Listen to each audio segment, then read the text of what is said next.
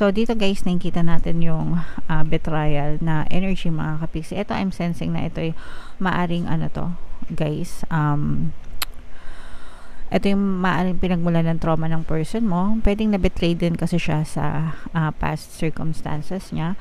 Kaya itong person mo parang hindi siya masyadong committed, no? Parang ayaw niyang masyadong mag-commit, and ang reason nun is yun yung parang lesson na natutunan niya sa past niya para hindi siya masyadong masaktan. Okay? Kasi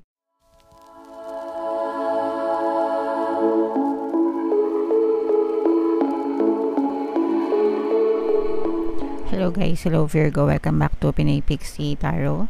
Ang pamagat ng ating episode for tonight is Silip sa Pag-ibig Kapalaran. Ito yung love scope natin guys para sa Taurus Sun, Moon, Rising Sign, and Venus ngayong December. Combination guys ng positive and negative energy, general reading lang. Pwede mag-resonate, pwedeng hindi mga kapiksi. If in case hindi kayo naka-resonate dito, subukan yung panoorin yung video para dun sa zodiac sign ng person nyo. Baka nandun yung energy nyo guys. Roles can be reversed, mga kapiksi. So, dito sa spread na to, tingnan natin kung ano yung mga gustong sabihin sa inyo ng inyong partner o specific person. Alright, so ito guys, for some of you, pwedeng in a relationship na kayo, pwedeng friend zone pa lang, pwedeng hindi pa kayo in a relationship, ganyan. Pero yung iba naman sa inyo, parang in a relationship na kayo, pero parang hindi lumalalim yung relationship nyo. No one else makes me feel the way you do, but I'll take it to the grave before I tell you. So, ibig sabihin nito, for some of you, pwedeng, sabi ko nga, hindi pa kayo in a relationship, baka may gusto pa lang sa'yo itong person na to, pero hindi niya mapagtapat yung kanyang totoong nararamdaman sa inyo. Or pwede naman guys na in a relationship na kayo nitong person na to, pero parang hindi niya masyadong pinapakita or pinaparamdam kung gaano kanya kamahal, ganyan, kung gaano ka kahalaga sa kanya. Meron kasing ibang tao na ganon mga kapiksino, parang they do not how to express themselves, hindi nila alam kung paano express yung sarili nila, hindi sila masyado nagsasabi ng I love you, probably sa ano din, sa environment din na kinalakihan nila, ganyan, pwedeng lumaki sila na hindi ganon yung environment nila, or pwede rin may mga childhood trauma sila, ganyan, or pwede rin na parang they are trying to protect themselves, kaya hindi nila yon sinasabi or hindi nila yon pinapakita. I am afraid that your feelings for me are not mutual. I feel alone and in the dark. Where is my light? Isa din ito sa mga reasons, mga kapiksi, kung bakit parang hindi rin sinasabi sa'yo ng person mo yung totoong nararamdaman niya, is because pakiramdam niya hindi mo yon nasusuklian. Para sa kanya, parang hindi mutual yung inyong feeling sa isa't isa. Pwedeng nararamdaman niya na parang mas mahal kanya kesa sa mas mahal mo siya, or kesa sa pinapakita mo sa kanya. Nagets nyo ba? So, ganun mga kapiksi. And kahit na in a relationship kayo nitong person na to, parang there's emptiness inside sa bahagi ng person mo sa kanyang nararamdaman. So, this person, again guys, pwedeng in a relationship na kayo or hindi kayo in a relationship, pero ano siya, lonely siya, malungkot, deep inside, no? Meron siyang, parang feeling ko may mga unresolved issues siya, meron siyang mga issues sa sarili niya, pwedeng mababa yung self-confidence niya, pwedeng may mga trauma siya, ganyan, na sometimes kasi yung mga trauma guys, no, kahit na gaano natin ipakita sa tao na mahal natin sila, they don't feel secure, parang may kulang at may kulang, ganyan, or parang yun nga, they don't feel secure, hindi nila nararamdaman na secure sila, there's always fear deep inside them. So yun yung doon nag-uugat yung kanyang kalungkutan mga kapiksi. Alright? So, comment down below guys if feeling nyo naka-resonate sa inyo itong message na to from your person. So, tingnan natin kung anong ganap sa love life mo, Taurus, ngayong December. Shuffle natin to guys. Hanapin ko yung energy ng love at saka yung energy ng Taurus. Habang sinashuffle ko itong mga kapiksi, panoorin nyo muna itong video natin regarding sa ating paano mag-manifest ng abundance video course. Kapiksi, sawa ka na ba sa mga struggles at hirap sa buhay mo? Masipag ka ba at masikap sa buhay ngunit hindi ka pa rin umaasenso? Ilang beses ka na bang nag-attempt magnegosyo at mag-invest pero palagi ka pa rin nalulugi? Sa pagkakataon na ito ay maaaring may subconscious beliefs ka na nagiging balakid sa iyong pag-unlad at pagyaman. Introducing, paano mag-manifest ng abundance video course. Dito ay matututunan mong ma-overcome ang mga balakid mo para tuluyan ka ng umunlad, umasenso, sumagana, maging matagumpay, successful at maswerte sa iyong kabuhayan, pera, trabaho, negosyo, salapi at kaperahan ng bonggang-bongga. Dali, mag-send na ng email sa pinoypixie@gmail.com at simulan na ang iyong pagyaman ngayon. Alright, so gusto mo bang yumaman, kapiksi? Kung gusto mong yumaman, umunlad at umasenso ng bonggang-bongga, mag-avail ka na ng course guys kasi sobrang ganda talaga niyan. And good news mga kapiksi, no, dahil Christmas season ngayon, meron tayong sale.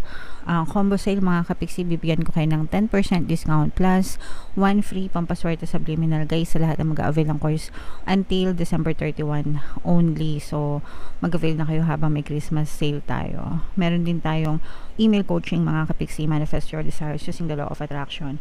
If meron kayong mga specific na gusto nyong i-manifest, pwedeng love and relationship, pwedeng money or career mga kapiksi, pwede kayong magpabook ng email coaching session with me. Mag-send lang kayo guys ng email sa pinoypixie@gmail.com. So, Taurus mga kapiksi, kayo ay na-represent ng Queen of Pentacles sa ating spread. Meron tayong, ito yung energy ng love mga kapiksi. So, dito guys, nakikita natin yung betrayal na energy mga kapiksi. Ito, I'm sensing na ito ay maaring ano to, guys, ito yung maaaring pinagmulan ng trauma ng person mo. Pwedeng na-betray din kasi siya sa past circumstances niya. Kaya itong person mo parang hindi siya masyadong committed, no? Parang ayaw niyang masyadong mag-commit, and ang reason nun is yun yung parang lesson na natutunan niya sa past niya para hindi siya masyadong masaktan. Okay? Kasi itong person mo parang meron itong alaala ng nakaraan. Feeling ko itong person nyo guys, comment down below, parang meron siyang ex-person na hindi niya makalimutan. Comment down below guys if naka-resonate kayo. Parang meron siyang ex-person na hindi niya makalimutan, tapos binetray siya nitong person na to, and although in a relationship na kayo nitong person na to, parang hindi niya maibigay sa'yo 100% yung kanyang nararamdaman mga kapiksi, and nandun sa kanya yung fear na baka maulit yung kanyang experience from the past. And itong person na to guys, parang feeling ko palagi kang minamanmanan nito. Comment down below if nakaresonate ka. Parang palagi kang minamanmanan nito nang hindi mo alam. Pwedeng ini-stalk ka niya, pwedeng tinitingnan niya bawat kilos mo, lahat ng pinopost mo, even yung pananamit mo, yung mga minimit mo, mga kinakausap mo, ganyan, parang binabantayan ka niya palagi. In pwedeng hindi not so obvious way, parang pwedeng hindi mo nakahalata, pero ginagawa niya yun kasi parang napapraning siya, napaparanoid siya mga kapiksi. Pero feeling ko ginagawa niya rin yun. Kumbaga parang ayaw niya na may ginagawa ka, pero feeling ko meron din siyang ginagawa. Okay? And yun nga, kasi parang ano to, parang nagko-question ito ng loyalty mga kapiksi, itong person na to. Parang hindi siya kampante sa isang relationship mga kapiksi. Merong times na parang sa gabi especially, or kapag ka umiinom siya, ganyan, meron siyang iniisip na nagpapalungkot sa kanya, and probably I'm sensing na hindi ikaw yon, pero I'm sensing na parang past person yon, na hindi siya makamove on, na-trap siya mga kapiksi. Pwedeng malalim yung pinagsamahan nila, and pwedeng pinag-aawayan nyo rin ito. Kung totoong meron siyang ex-person, parang pinag-aawayan nyo to na dalawa mga kapiksi, kasi parang yun nga, kahit na in a relationship kayo, hindi siya completely makamove on dun sa kanyang past relationship mga kapiksi. Although masaya naman siya dun sa feeling mo, nagbibigay ka naman ng kasiyahan sa kanya, pero yung sinabi ko kanina sa inyo na this person feels alone and feels insecure, no? Insecure siya kahit na sabihin natin na pinapakita mo sa kanya kung gaano mo siya kamahal, sinusuklian mo ng pag-aalaga at pag-uuruga yung inyong relationship, pero meron siyang emptiness inside. Yung emptiness na yun, hindi ikaw yung reason nun, kundi yung ex-person niya. Mga kapiksi, ex-person niya na niloko siya, ex-person niya na nag-betray sa kanya.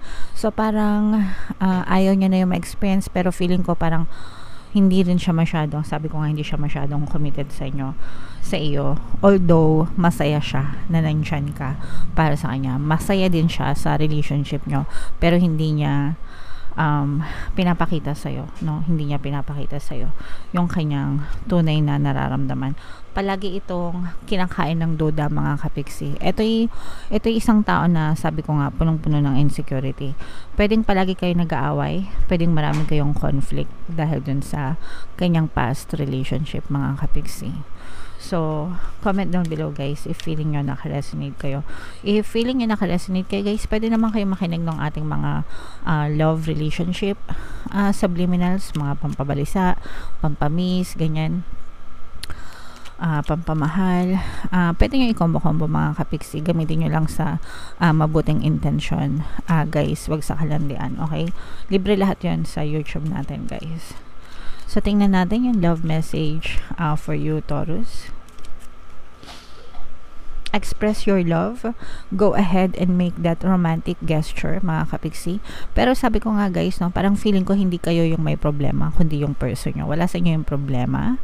Kasi sabi ko nga sa inyo, kahit na ipakita nyo dun sa person nyo na mahal nyo sila and i-boost nyo yung inyong pag-aalaga at pag-aaruga sa kanya, kung hindi niya tutulungan yung sarili niya na maka-move on at kalimutan yung ex-person niya, parang useless, no, yung inyong ginagawang effort sa 3D. Pero sa inyong thoughts, sa inyong pag-iisip, mga kapiksi, kailangan mabago nyo yung perception nyo about the person, and then you will see changes. Yung mga ginagawa natin sa 3D, mga kapiksi, it's empty and meaningless unless binigyan natin sila ng magandang perception sa ating isip, okay? So it's your mind that dictates it all, guys, no? Kung ano yung iniisip nyo, yung perception nyo, yung paniniwala nyo about the person, yun yung palaging magre-reflect sa inyo sa inyong 3D, sa inyong physical reality. Alright? So, yeah. Comment down below, Taurus, if feeling nyo naka-resonate kayo dyan sa mga messages na yan. Ito yung ating 2024 kapalaran, guys. Kung hindi nyo pa napapanood, panoorin nyo na. Super nice, super ganda. And ito naman yung ating success stories ng paano mag-manifest ng abundance video course. Click here to subscribe, mga kapiksi. Thank you for liking, sharing, and subscribing. See you again next time. I love you all, guys. Have a nice day. Bye-bye.